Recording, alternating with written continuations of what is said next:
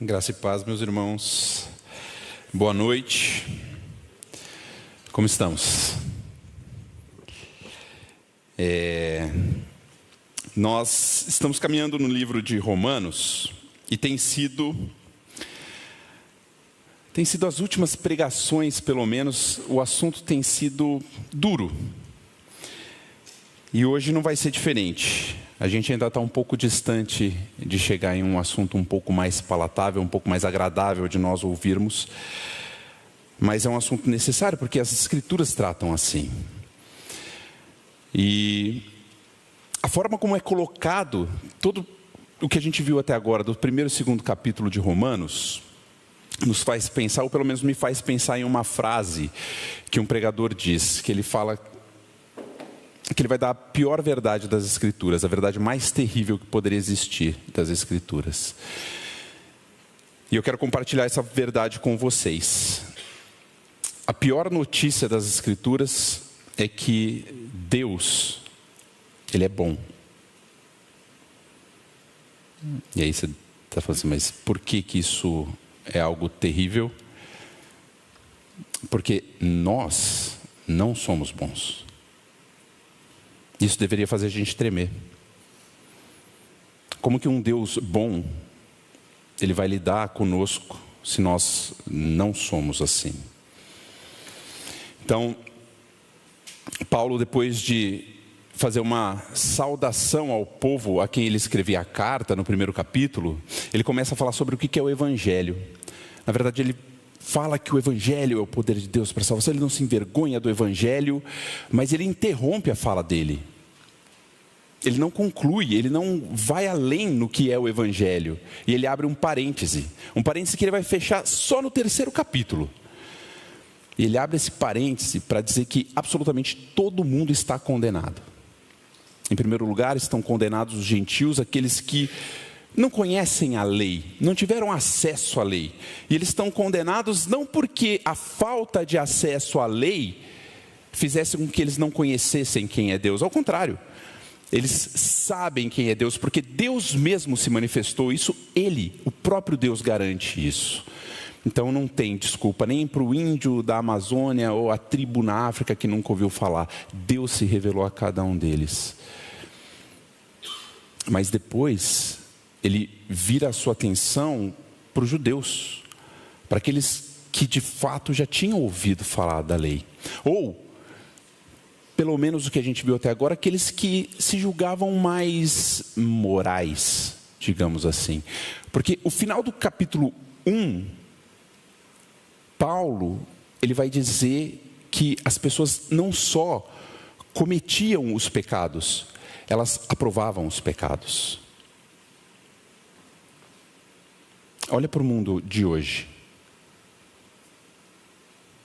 Quando a gente olha lá para fora, o que a gente vê? A gente vê pessoas que deliberadamente, ou seja, de propósito, negam a Deus. Olha a corrupção do nosso país. Olha a corrupção do mundo. Olha os abortos. Adultério. Praticamente não existe mais alguém que você converse que não tenha feito isso. Isso de maneira explícita. A prostituição. O que é prostituição na Bíblia? É você cometer impureza sexual uma vez que você não é casado. Se você é casado, é adultério. Se você é solteiro, é prostituição. Avareza. Será que o mundo está ávido por dinheiro, correndo atrás disso ou não? Por poder? Taxas de homicídios ou formas de homicídios cada vez piores. Trapaças para conseguir uma promoção, para passar alguém para trás. Bullying. Como é divertido só zombar da cara do outro. Ou como é gostoso. A gente não vê isso no mundo. Desrespeito com a autoridade, principalmente com os pais. Isso, respeitar o pai, honrar o pai e mãe, hoje praticamente não existe. Mentiras, cobiças. Olhem para o mundo. Ou nas palavras do apóstolo Paulo, a lista do apóstolo Paulo, no final do primeiro capítulo, ele vai dizer que Deus entregou essas pessoas a uma disposição mental deplorável. Não porque não conheciam Deus, mas porque conhecendo Deus, eles negaram a Deus. Então agora, a partir de agora, eles vão o quê? Praticar coisas inconvenientes, cheios de injustiça, malícia, avareza, maldade, inveja, homicídio, contenda, dolo, malignidade, difamador, caluniador, aborrecido de Deus, ou seja, quem odeia Deus, insolente, soberbo, presunçosos, inventam mal a cada dia, eles vão inventando cada vez mais males para cometer. Desobedientes aos pais, insensatos, pérfidos, sem afeição natural, sem misericórdia, conhecendo eles que isso são coisas dignas de reprovação, de juízo, de condenação, não só fazem, mas aprovam os que também procedem dessa maneira. Qual é o maior problema, o maior medo de uma pessoa assim? O maior problema de uma pessoa dessa maneira, ela é encontrar um Deus, um juiz justo. O maior problema meu e seu é nós nos depararmos com um Deus bom, um Deus que é amor. Porque se Deus de fato é amor, Ele não vai deixar essas coisas passarem impunes. Mas Bruno, eu não sou assim. Eu sei que essas coisas são erradas. Você acha que eu vou aprovar esse tipo de coisa? E aí entra o capítulo 2. Que são aqueles que conhecem a Deus, ouviram falar do Senhor, conhecem a sua lei, reprova tudo isso que a gente acabou de falar. Mas e a vida dessas pessoas? Onde cada um desses se apoia? A palavra de Deus vai dizer, no versículo 2 do capítulo 2, que o juízo de Deus é segundo a verdade contra os que praticam essas obras, aprovando elas ou não, se dizendo crentes ou não. O juízo de Deus, ele é segundo a verdade. E Deus, a gente não consegue enganar.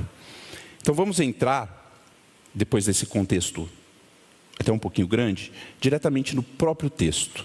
Nós vamos hoje num texto bastante longo, Romanos capítulo 2, dos versículos 17 até o 29. Romanos 2, 17 ao 29.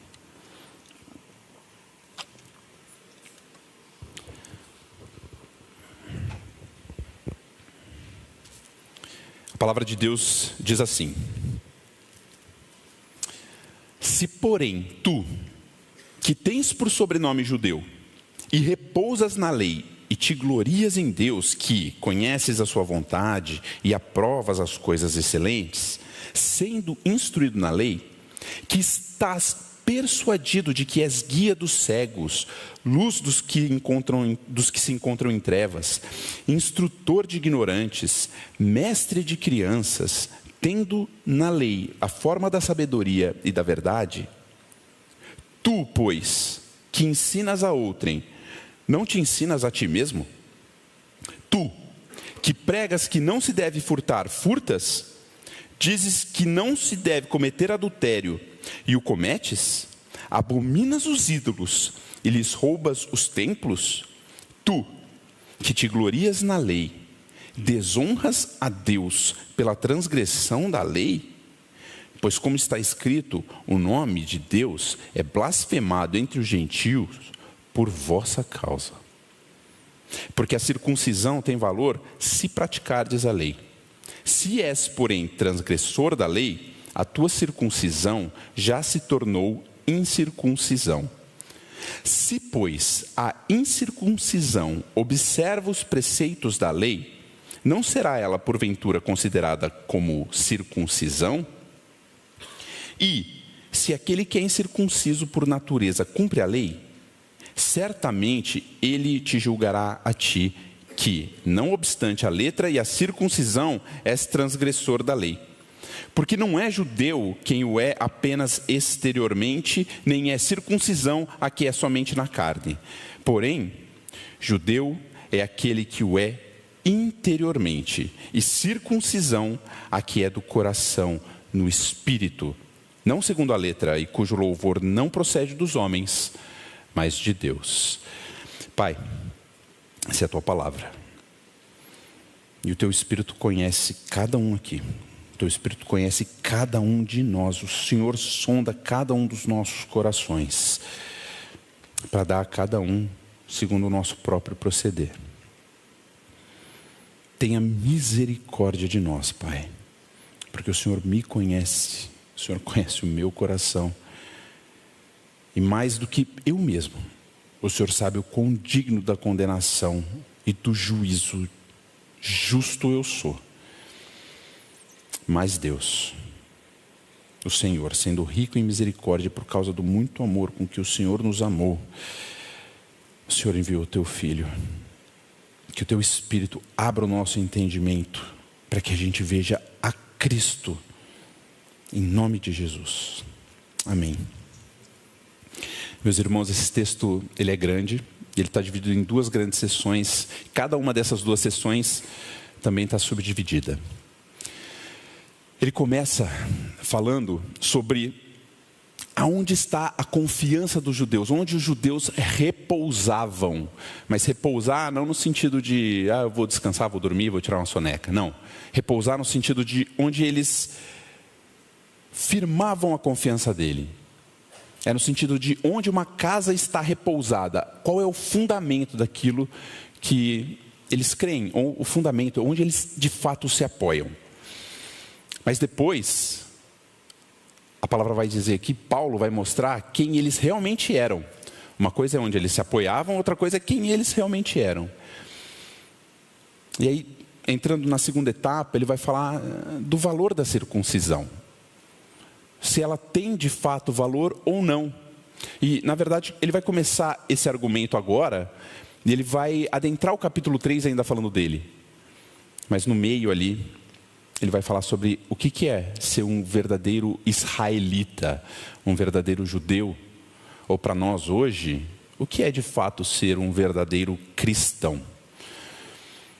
Onde os judeus se repousavam? Versículo 17. Se, porém, tu, que tens por sobrenome judeu, e repousas na lei, e te glorias em Deus, que conheces a sua vontade, e aprovas as coisas excelentes, sendo instruído na lei. Então, peraí, o que ele está falando? Ele está falando a primeira coisa, que a confiança do judeu, onde o judeu repousava, era na lei. Percebe a diferença entre repousar na lei e repousar no Senhor? A confiança estar na lei e a confiança estar no Senhor. Israel foi um povo que Deus escolheu e tomou para si. Para quê? Para salvar? Claro, com certeza, para salvar. Para manifestar a sua graça, a sua misericórdia, a sua justiça, o seu juízo, claro, todas essas coisas. Mas Israel também tinha uma missão. Israel era o povo que representava ao Senhor, que levava o nome de Deus às outras nações, não para condená-las,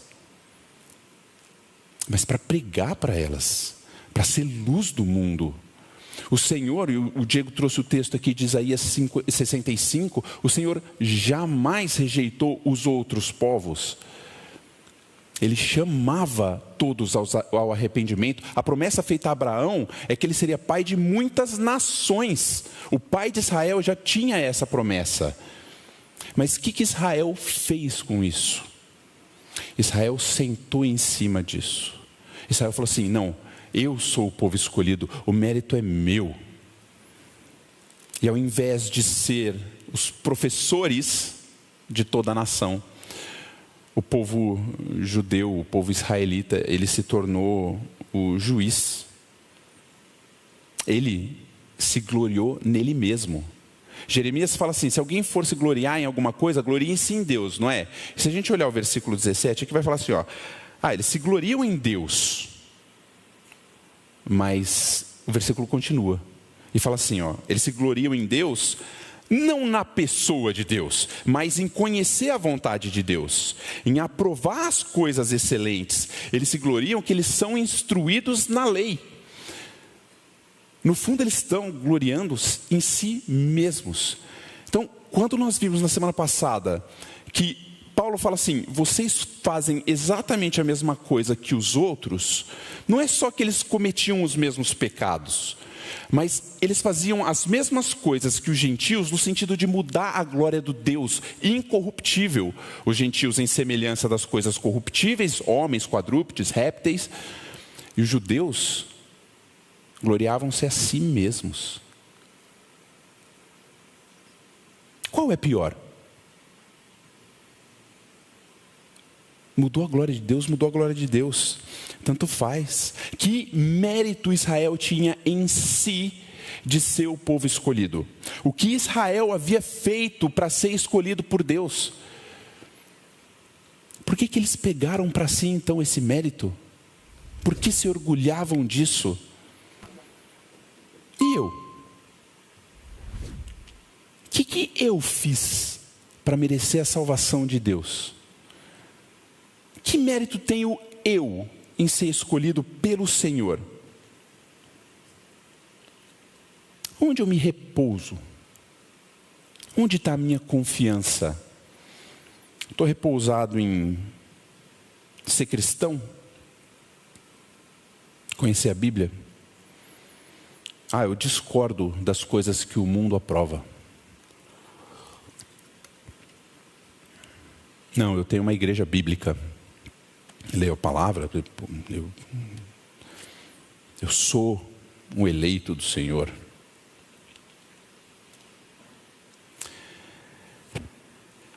Essas coisas, elas são boas. Elas não são um fim em si. Isso basta. Conhecer essas coisas, isso basta? Ou isso me aproxima do que Paulo acabou de descrever aqui do povo judeu, ou do que nós lemos em Isaías 65? Presta atenção. Qual era a diferença do gentio para o judeu?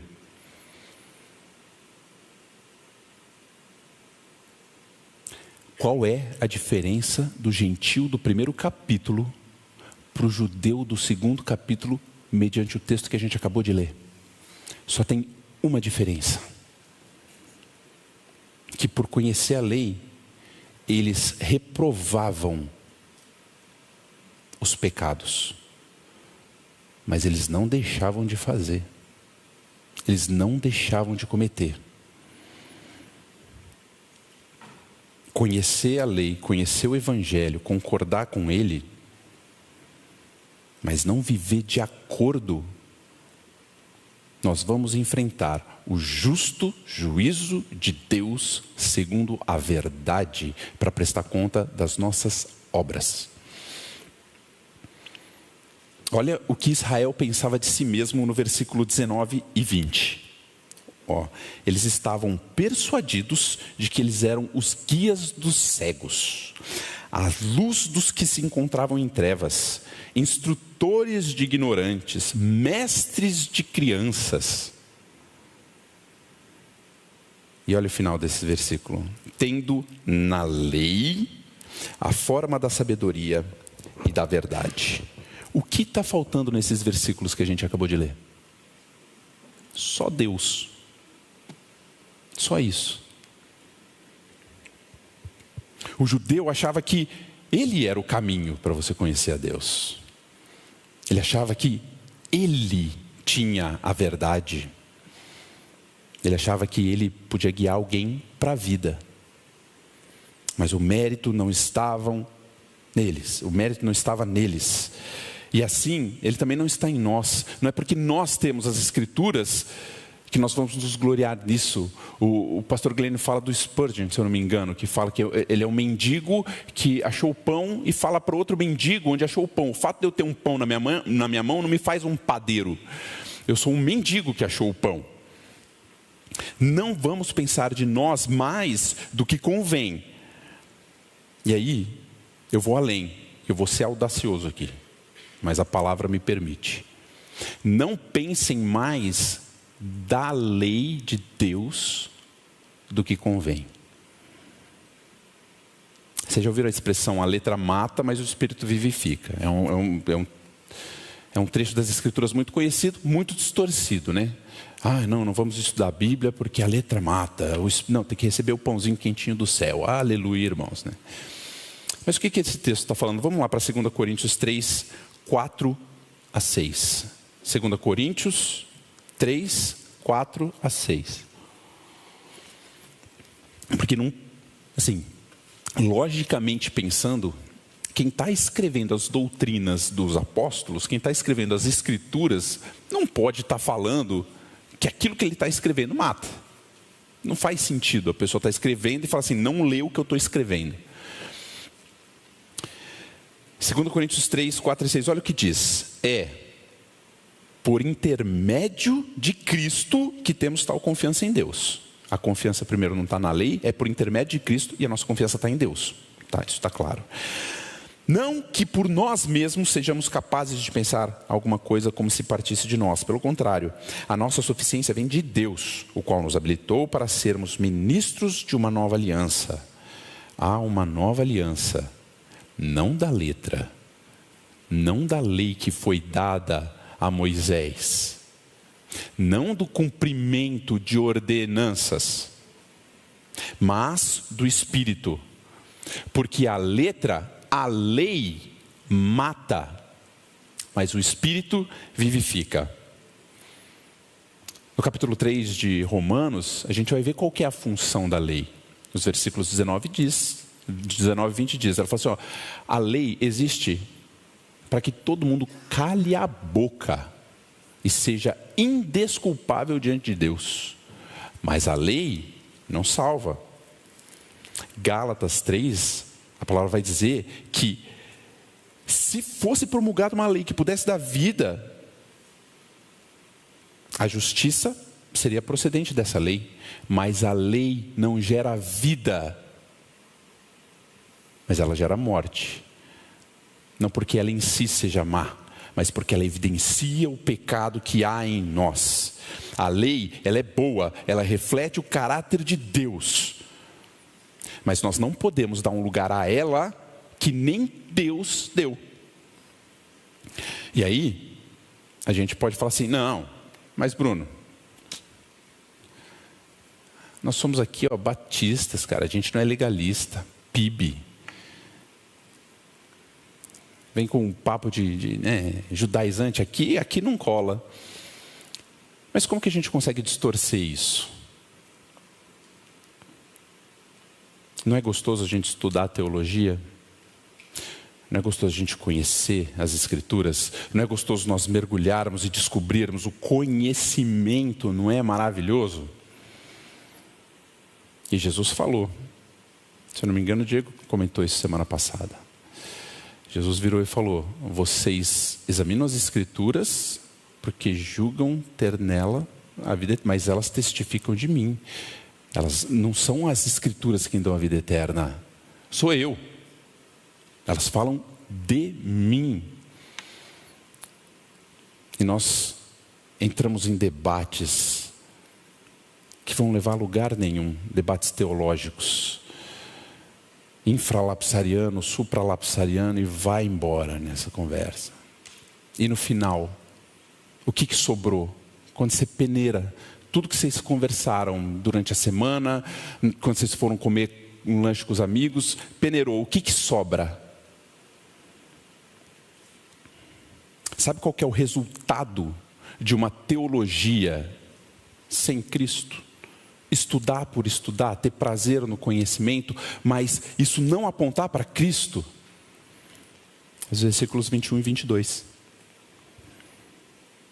Ele vai dizer, você que se julgava tudo aquilo, estava persuadido disso, conhece a lei de Deus, se gloria nisso, você ensina o outro, mas você não ensina a você mesmo? Com que postura nós vamos para a Escritura quando a gente lê? Será que eu estou indo para a Escritura de fato para ser transformado pelo Espírito por meio da revelação que Ele vai me dar nisso? Ou eu já deixei de ler as Escrituras dessa maneira há um bom tempo? Agora eu só quero conhecimentos novos. Não. Vem falar aqui do Evangelho, eu já conheço. Segue. Beleza. Aqui, ó. Essa coisa nova. Agora vou pegar meu irmão aqui, rapaz, vou gravar esse versículo, quebra o argumento dele. Peguei ele. Como que nós vamos para as Escrituras? A gente ensina o outro, mas não ensina a nós mesmos? Tu que pregas que não se deve furtar, furtas? Você que fala que não pode cometer adultério, mas você comete? Abomina os ídolos, mas lhes roubas os templos. Se você concorda com a lei, mas não a cumpre, você é testemunha contra você mesmo no dia do juízo.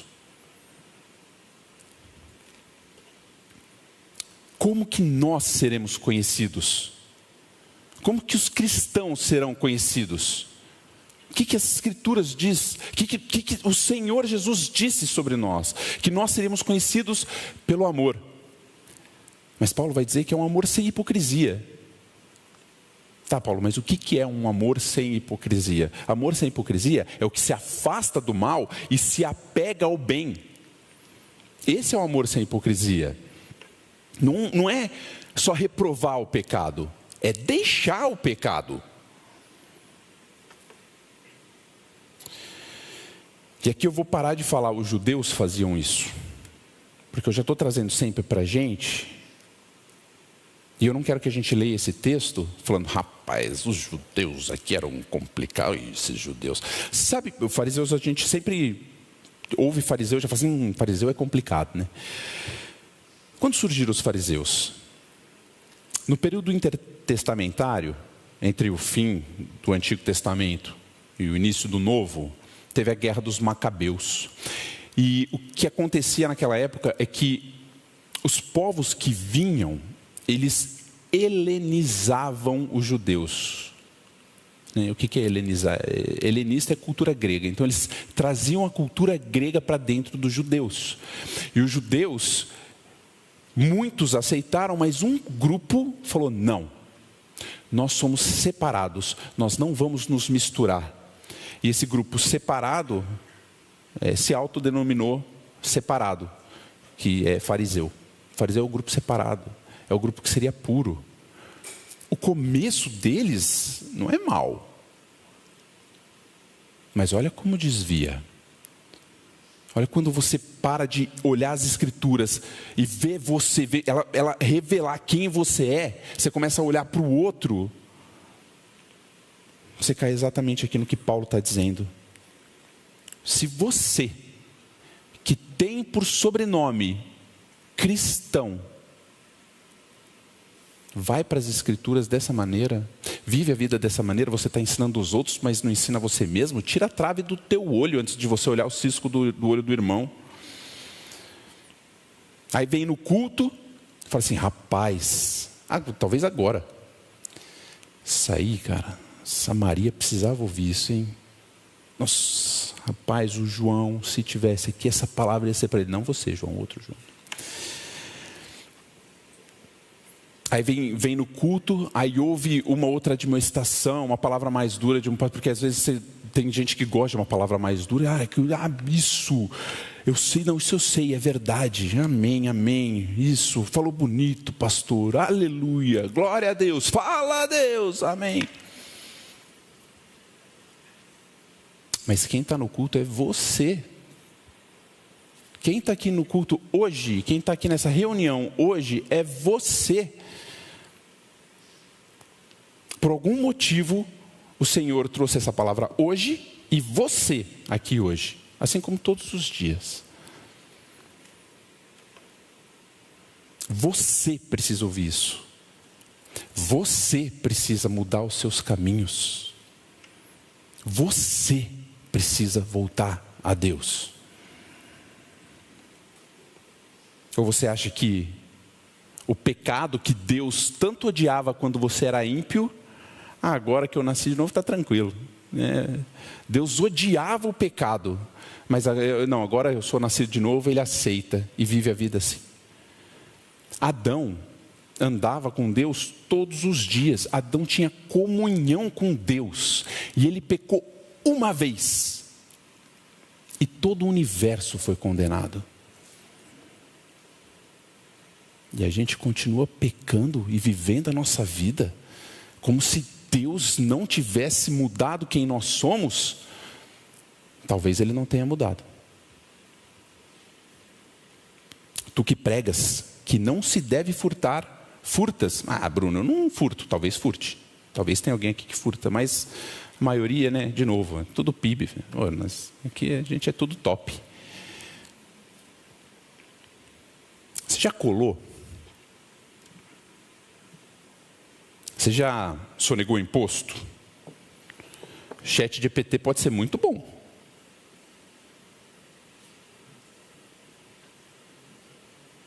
Mas você já usou ele de maneira desonesta?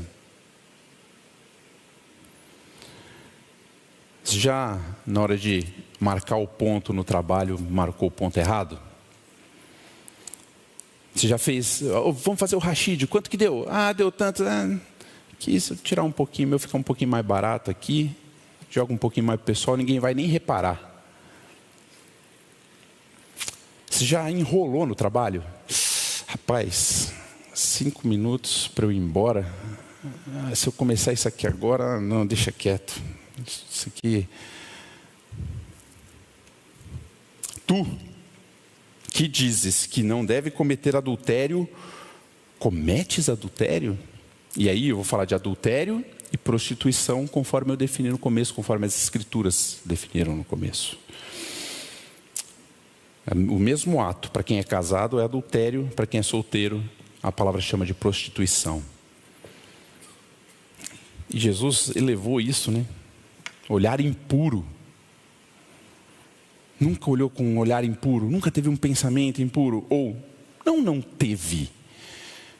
Porque Paulo está falando dos que faziam. Você não olha com um olhar impuro, você não tem pensamentos impuros. Como que está a tua guerra com a pornografia? Sexting, troca de mensagens. Como você tem conversado com aquela pessoa com que você sente atração? São conversas santas? São conversas inapropriadas? Você abre o histórico do seu Instagram, na lupinha. A lupinha não mente, né? A lupinha mostra aquilo que você é. Mostra aquilo que você está procurando. Como que anda a questão de baladas, festas? A conversa que você tem com o seu amigo sobre o sexo oposto. Como que ela é? Tu que não cometes adultério. Aliás, tu que dizes que não deve cometer. Você comete? E aí você vai falar assim, não. Teve uma aí que você falou que nem me pegou, Bruno. Balada, esquece, filho. Festa, sou cristão. Beleza, e show gospel? Teve uma vez uma pessoa me procurou e falou assim, tá, porque as formaturas hoje em dia são, você viaja para longe, né? Você vai, viaja, fica no hotel, uma banda, o mais longe possível, você, né, o que faz na formatura, fica na formatura. Aí veio uma pessoa com uma excelente intenção. Ele falou assim, então, porque lá, né, geralmente pega aquelas bandas, né, tipo sertanejo, né, os negócios, tem Anitta. Mas sabe o que eu estava pensando? A gente fazer uma viagem dessa e levar o Projeto Sola para tocar. Deixa eu entender. Você está querendo fazer exatamente a mesma coisa que o mundo faz, só com uma música crente no fundo?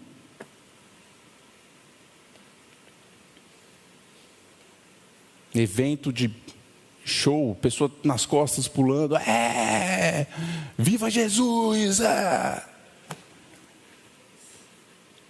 É isso ser cristão? Abominas os ídolos e lhes roubas os templos. Esse rouba o templo Na verdade, ele é uma só palavra em grego. Que eu não vou ficar aqui gastando vocês com o meu pós-doutorado em grego, mas significa cometer sacrilégio. É sacrilégio. Você que abomina ídolo, comete sacrilégio? O que seria cometer sacrilégio? É você atentar contra a religião. É isso que é o significado. É você fazer uma abominação contra a religião. O que Paulo está falando aqui? Ele está falando de tomar o nome de Deus em vão. É isso que ele está falando. Ele está falando de zombar do Senhor, ou uma conversinha que tira sarro de Jesus. Está tranquilo. É blasfemar. É você negar a Jesus. É você se esconder no momento que você deveria se posicionar. Isso é cometer sacrilégio. É você usar as escrituras ou o nome de Deus de uma maneira errada. É você apresentar um evangelho para uma pessoa de acordo com a tua cabeça e não de acordo com as escrituras. Isso é cometer sacrilégio. Você nega a graça, impõe a lei. Você oculta a transformação que Cristo faz em você e oferece libertinagem. Você vê uma pessoa lutando contra um pecado sobre o qual você não luta e põe peso. Esse pecado é muito pior. LGBTQIAPN+, viu? Consegui. Muitas letras. Esses aí estão perdidos. Beleza. Ele é gay, deixou de ser gay. Para onde ele vai? Vai um hétero para o inferno. Apresentar o Senhor da maneira errada é cometer sacrilégio. E aí, meu Deus do céu, santo, imagem de santo, Deus me livre. Isso não dá para fazer. Nossa, os católicos estão tudo no inferno. Vamos lá hoje? Vamos. Jesus!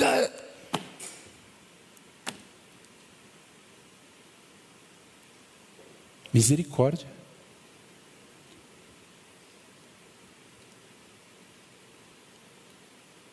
No que nós transformamos as Escrituras? O que nós fizemos com o Evangelho? Que Deus é esse que nós temos apresentado aos outros? Que Deus é esse que é o meu Deus? Que não é capaz de nada? Versículo 19 fala assim: vocês estão persuadidos disso. Sabe o que é isso? Vocês se convenceram, vocês foram convencidos. Essa arte de persuasão, de convencer, aí o pessoal da escola vai saber, vem dos sofistas da época de Paulo da Grécia. O que eles faziam? Eles usavam um argumento lógico, eles buscavam a contradição no argumento do outro, eles convenciam. Só tinha uma coisa que eles não se importavam: a verdade. Você está persuadido que você é guia de cego? Parabéns, que legal. Só que fazendo o que você faz, você está se enganando.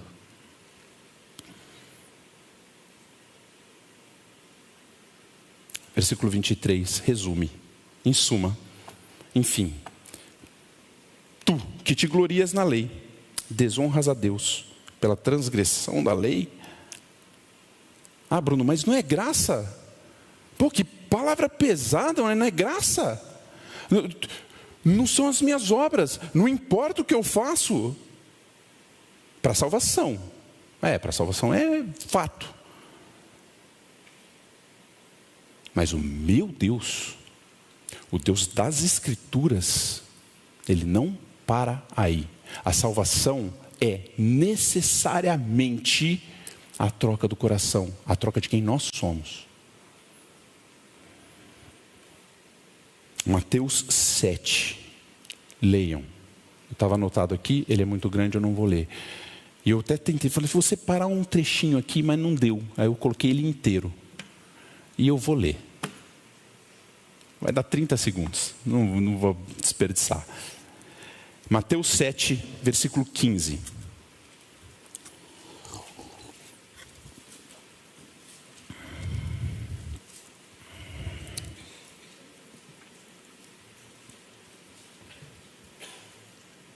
Porque infelizmente tem gente aqui hoje, que vai chegar diante do Senhor no último dia e vai falar exatamente essas palavras.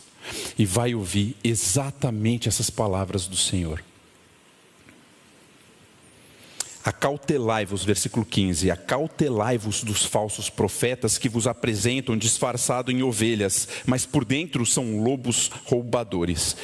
Pelos frutos, não é pelo que confessa, pelos frutos os conhecereis. Colhem-se porventura uvas de espinheiros ou figos dos abrolhos? Assim, toda árvore boa produz bons frutos, porém, a árvore má produz frutos maus. Não pode a árvore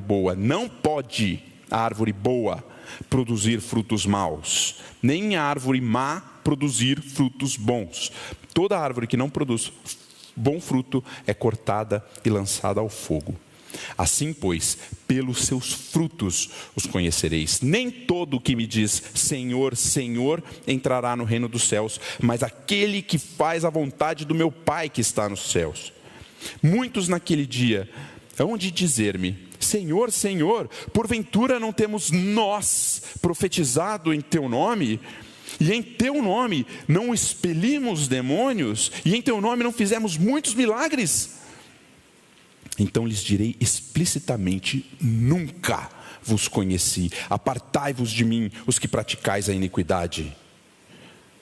Todo aquele, pois, que ouve as minhas palavras e as pratica, será comparado a um homem prudente que edificou a casa sobre a rocha. E caiu a chuva, transbordaram os rios, sopraram os ventos e deram com ímpeto contra aquela casa, que não caiu, porque fora edificada sobre a rocha.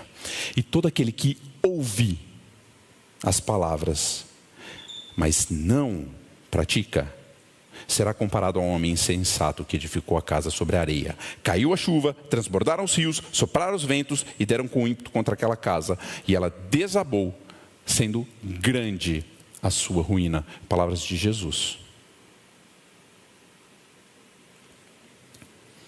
Se você não faz a vontade de Deus, se você não pratica a vontade de Deus, nem usa o nome de Deus, é a melhor coisa que você faz. Se você não faz a vontade de Deus, se você não a pratica, não fala no nome dele. Olha o versículo 24. Porque, como está escrito, o nome de Deus é blasfemado entre os gentios por vossa causa. Porque vocês falam do nome de Deus, mas vocês vivem como o mundo.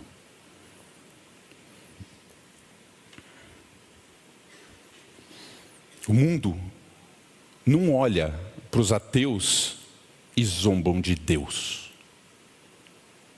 O mundo olha para a gente e por meio do que nós fazemos, eles zombam de Deus. Quando a gente vê uma criança mal educada, o que a gente pensa? Cadê o pai dessa criança? Não é? Antigamente, falava bastante isso. Você desonrou, meu filho, você desonrou o nome da nossa família. O que o filho faz, reflete no pai, responsabilidade do pai. A honra do pai está na descendência, e ele vai ser exaltado ou vai ser humilhado. Ele vai ter o seu nome exaltado ou humilhado na descendência dele. E eu vou voltar a repetir: se você não faz a vontade de Deus, nem mencione o seu nome. Pô, mas então por que os judeus? Eles têm alguma vantagem ou é só para tomar mais pancada? Eles vão ter vantagem, mas hoje é só pancada. Semana que vem eles têm alguma vantagem. Os versículos 25 em diante, a gente vai ver qual que é o valor da circuncisão. Porque antes de falar a vantagem que a circuncisão tem, o apóstolo vai falar a vantagem que ela não tem. E presta atenção em como ele coloca. Ser judeu ou estar na igreja não é garantia de salvação. Ser judeu, não é que só o povo judeu tinha salvação, ou não é só na PIB que tem salvação. E ser judeu não te dá direito de ser juiz sobre as nações, ou estar na igreja não te dá o direito de ser juiz sobre as nações. Verifica o versículo 25. Porque a circuncisão tem valor se praticares a lei. Se você praticou a lei, beleza. Se não, se você é transgressor da lei, a tua circuncisão já se tornou incircuncisão, ou seja, não é garantia de salvação. Você está aqui na igreja, mas você não cumpre a lei de Deus. Você não tem garantia de salvação nenhuma, porque a palavra de Jesus está falando, é para os que praticam. Mas eu cumpri 99% da lei, tá bom? Segundo Tiago, não. Tiago fala que se você tropeçar em um ponto, você se torna culpado de toda ela.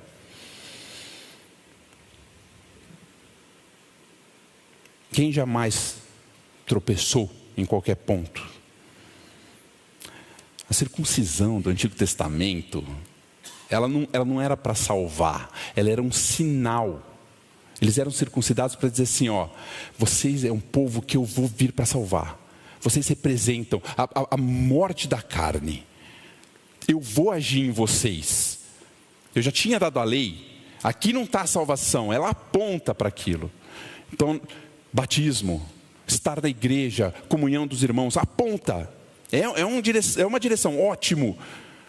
Mas não é garantia. Até porque a salvação ela é individual.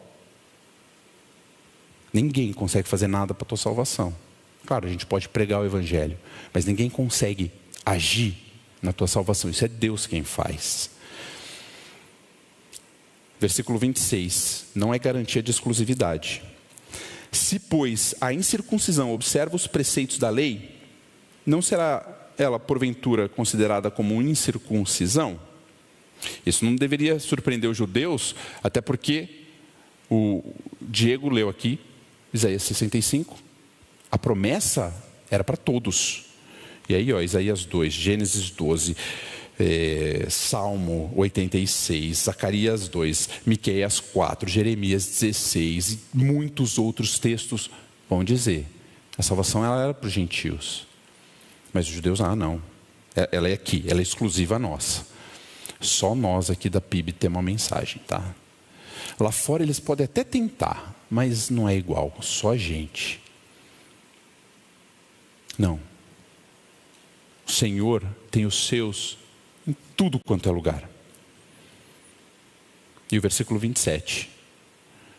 A circuncisão não garante que nós somos os juízes de nada, os judeus no caso, ou nós que estamos aqui na igreja. Se aquele que é incircunciso por natureza cumpre a lei, certamente ele te julgará a ti, que não cumpre.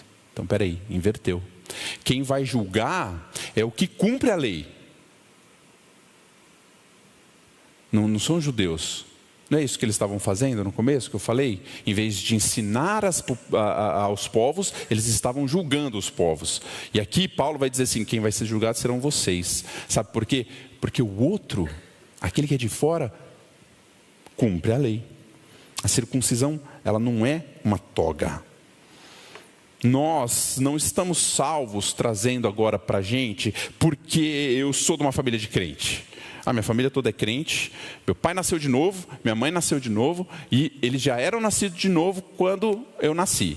Então, o velho homem de um morreu, o velho homem morreu, eu nem nasci com o velho homem, eu sou da família deles. Ser da família não garante nada.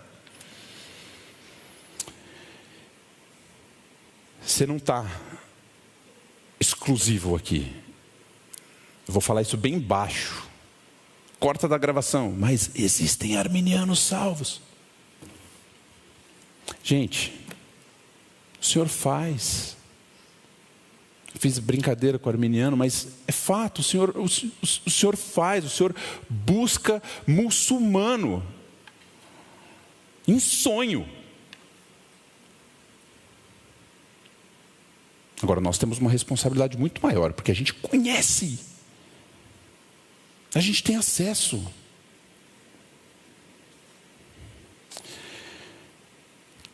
Se a gente parar para pensar seriamente na nossa vida,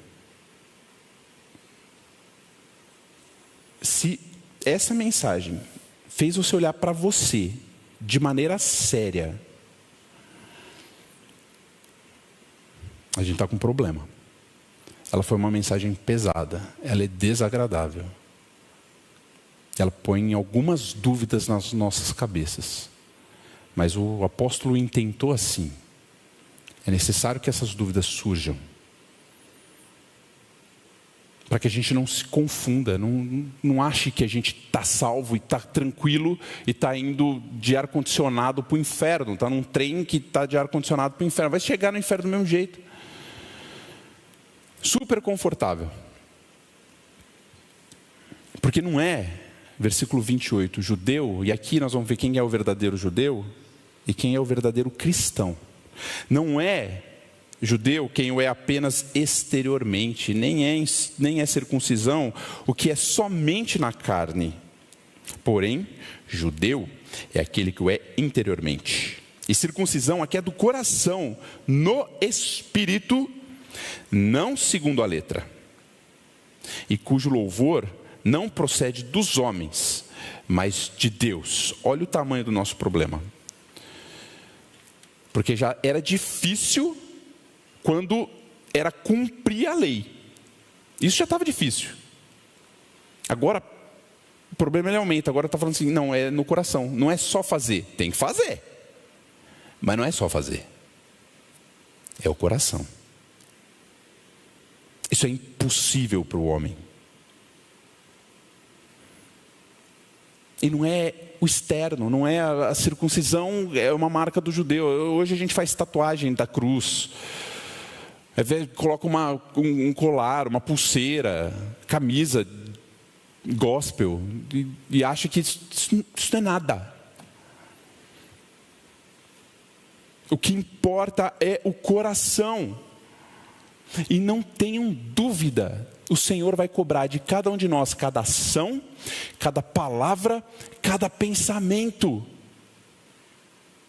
E a palavra fala que o salário do pecado é a morte.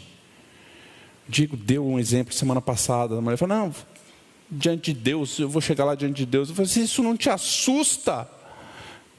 Que Deus sabe o que você fez, que você vai chegar diante dele, isso não te assusta, isso me aterroriza.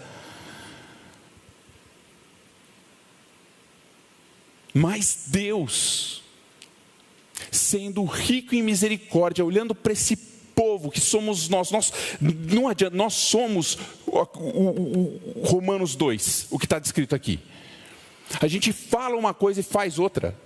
E ele olha para esse povo que é seu inimigo. E na hora de descer o fogo do céu para consumir, não desce o fogo, desce o filho. A gente cantou aqui misericórdia, o Isaías 53. A gente não tem noção o que é isso. A gente não tem noção o que é isso. Se a gente tivesse noção o que é o Isaías 53 que a gente cantou, dele ser ferido pelas nossas transgressões, o puro, o que jamais pecou, o que não merecia, tomar não o castigo dos homens que foi terrível, mas a ira de Deus, porque eu pequei e continuo pecando contra Ele. Tem misericórdia de mim, Senhor.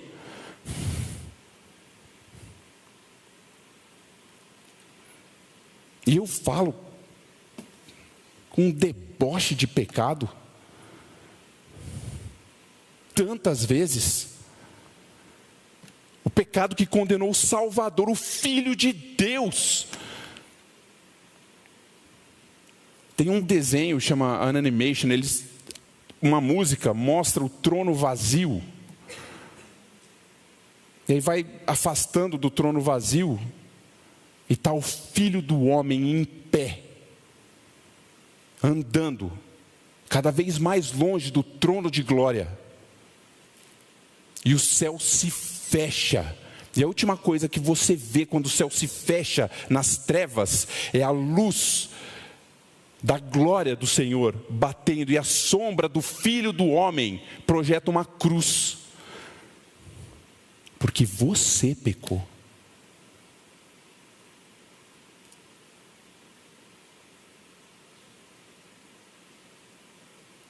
Mas Deus, sendo rico em misericórdia, e por causa do muito e grande amor com que nos amou, estando nós mortos nos nossos delitos e pecados, Ele deu seu Filho unigênito, para que todo aquele que nele crê não pereça, mas tenha a vida eterna. É impossível a gente fazer tudo o que foi pregado aqui agora. É impossível fazer uma única coisa do que tudo que foi pregado aqui agora, a menos que Ele faça em nós. E agora, depois que Ele fez, porque Ele morreu pelos nossos pecados, Ele foi sepultado, mas Ele não ficou. Ele ressuscitou, e agora nenhuma condenação há para os que estão em Cristo Jesus. Mas Ele não ressuscitou para a gente continuar exatamente como que a gente viu em Romanos 2. Não é essa a obra do Senhor. Nós temos esperança nele.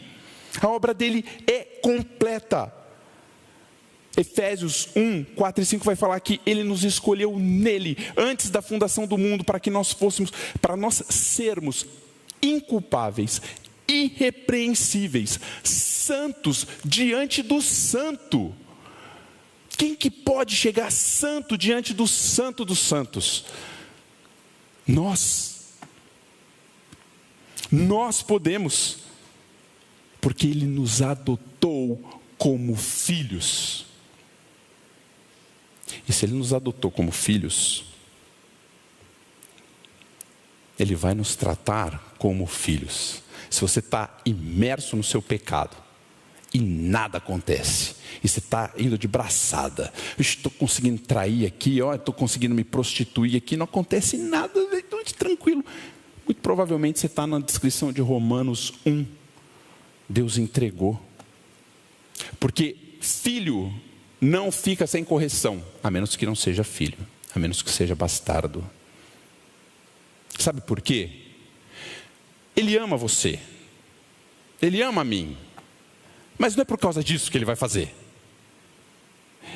Ezequiel 36, 22 vai dizer assim: dize portanto à casa de Israel, não é por amor de vós que eu faço essas coisas, diz o Senhor, mas pelo meu santo nome. E o versículo 23 vai dizer: vindicarei a santidade do meu santo nome, que vocês profanaram entre as nações. Aspergirei água pura sobre vocês, e todas as nações saberão que eu sou o seu Deus. Darei a vocês um coração novo, e porei dentro de vocês um espírito novo. Tirarei de vós o coração de pedra, e porei dentro de vós coração de carne. Eu porei dentro de vós o meu espírito. Até aqui, beleza. Salvação, beleza, tranquilo. Deus faz tudo. Eu vou fazer com que vocês andem nos meus estatutos, observem as minhas leis, guardem os meus juízos. Eu vou garantir isso na vida de vocês. Coração de pedra que Ele tira é a nossa velha vida, é o nosso velho homem que foi com Ele crucificado, para que o corpo do pecado seja destruído e nós não sirvamos mais ao pecado como escravos. Nós não somos mais escravos do pecado, porque o nosso velho homem foi morto com Ele. Coração novo, o Espírito dele em nós, é a vida dele habitando em nós, é Cristo em mim. Ele tem poder para santificar. Ele vai fazer a obra completa. Ele vai vindicar a santidade do nome dele que nós profanamos. E as nações vão reconhecer ele como rei. O Paul Washer, ele conta uma história de que ele chegou imundo na casa dele, mas imundo. Aí a mãe dele olhou para ele e falou assim: filho, vai tomar banho. Aí ele falou assim: rapaz, acabei de trabalhar com os homens aqui, né? Sou homem, 9 anos de idade. Olhei para minha mãe e falei: não vou. Sou homem, estou trabalhando com os homens, eu vou deitar na minha cama e descansar. Meu descanso merecido. Como naquela época os pais tinham autorização legal para matar os filhos, né? A mãe virou e falou assim: você vai tomar banho. Aí ele pegou e foi. Só que ele jogou meia dúzia de gota de água na cabeça, pegou a toalha branquinha, foi o suficiente só para molhar o barro que estava, sabe? Então aquela toalha branquinha, e estava tudo ocorrendo muito bem até a mãe passar e olhar para dentro do banheiro. Aí na hora que a mãe olhou para dentro do banheiro, falou assim: não, você é meu filho, você vai ficar limpo. E a mãe dele mexia com gado, de roça e tal. Disse que a mão dela era uma lixa. Botou ele embaixo do chuveiro, esfregou. Diz que durou cerca de 6, 7 horas o banho. Aí quando saiu, ele brilhava a glória Shekinah do Senhor. Não é curioso como a mãe do Paul Washer é mais poderoso que o Deus de alguns de vocês? Que Deus é esse que não consegue te limpar? Não é o meu. Nós vamos pregar sobre santificação. Acabamos de falar um monte de coisa aqui sobre santificação. Mas se não for em Cristo, se não for o Senhor fazendo, são obras vãs. São obras que blasfemam o nome do nosso Senhor. E eu não perco uma noite de sono preocupado com a santificação dos filhos de Deus. Porque o Senhor vai santificar eles. O mesmo Deus da paz vos santifique em tudo, diz 1 Tessalonicenses 5:23. E o 24 ainda fala assim: fiel é o que vos chama, fiel, o qual também fará. Você não é filho do mundo, você é filho do Senhor. Já ouviu tua mãe falando assim: ah, mãe, eu posso ir na balada? Não. Ah, mas todo mundo vai. Mas você não é todo mundo. Nós somos filhos do rei.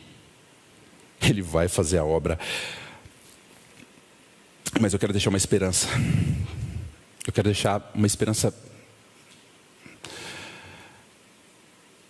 não sei se maior, mas mais uma.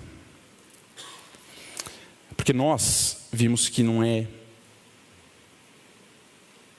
quem fala, mas é quem faz. Isso não quer dizer, o Senhor mexer na nossa vida não quer dizer perfeição. Não quer dizer perfeição.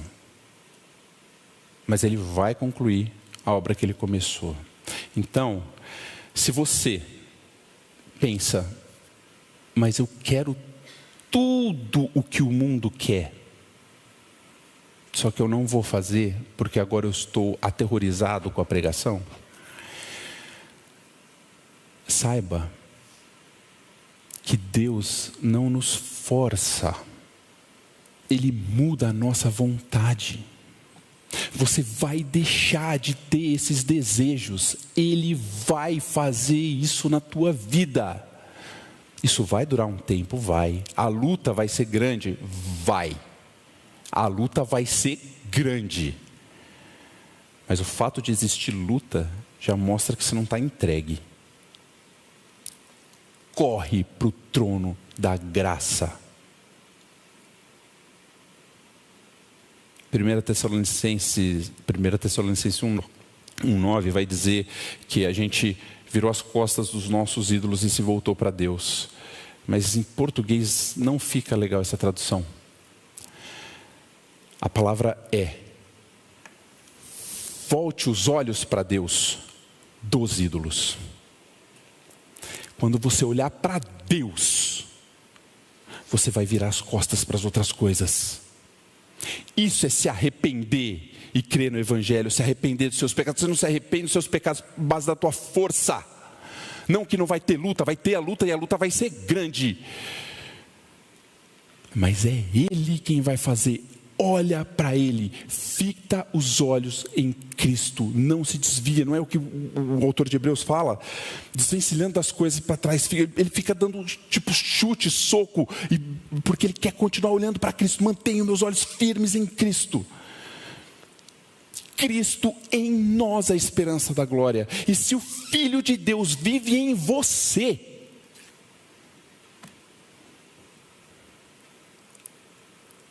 não tem pecado invencível, porque a luta não é tua, é dele. Ele já fez.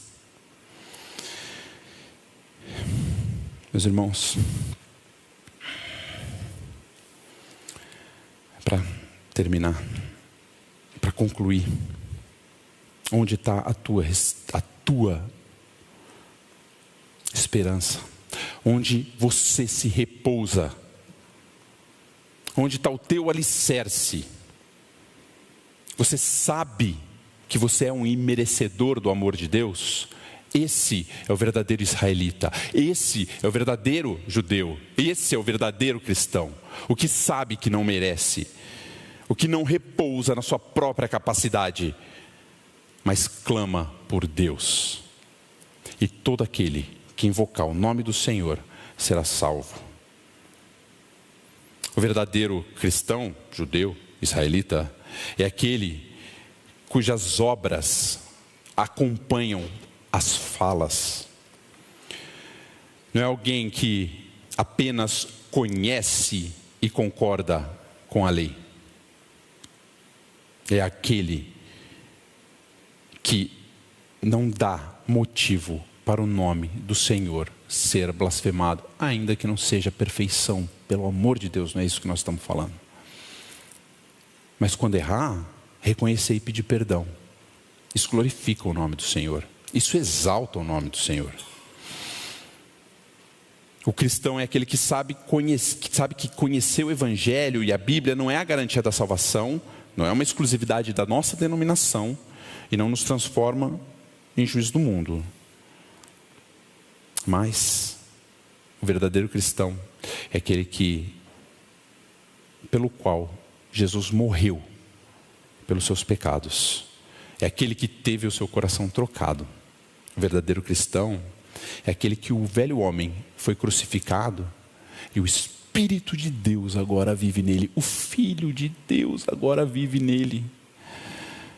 Que é coparticipante da natureza divina. O verdadeiro cristão é aquele que foi adotado por Deus. Tem a esperança e o descanso de saber que você vai ser liberto do seu pecado. Há vitória sobre o pecado. Você não é mais escravo do pecado. Você não vai mais viver com os seus desejos presos a ele. Mas os seus desejos serão tomados cativos por Deus. E aquele que começou a boa obra é fiel, é justo para aperfeiçoá-la, para completá-la até o dia de Cristo, ainda que até hoje eu continue sem merecer e jamais, por toda a eternidade, eu vá merecer, porque Ele não faz por mim, Ele faz por quem Ele é, por amor do Seu nome. Isso é o maior descanso que eu tenho. Pai, o Senhor é grande demais. E eu não consigo entender, eu não consigo nem descansar direito, Pai. Porque se eu soubesse de fato quem o Senhor é, quem é o Teu Filho, o que o Senhor fez, se eu soubesse isso de fato, Pai, meu descanso seria tão maior, as minhas lutas seriam tão menores, Pai. Vem revelar Cristo em mim, Pai, que a glória do Teu Filho ofusque a minha visão de qualquer outra coisa, que eu não consiga enxergar mais nada senão o Teu Filho, Pai.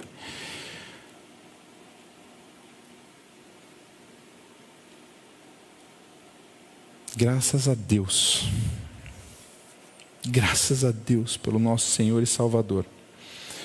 Graças a Deus pelo muito amor com que o Senhor nos ama. E graças a Deus, graças a Ti, Pai, pelo Teu caráter imutável, no qual nós podemos confiar, nos apoiar, repousar. Nós Te louvamos em nome de Jesus. Amém.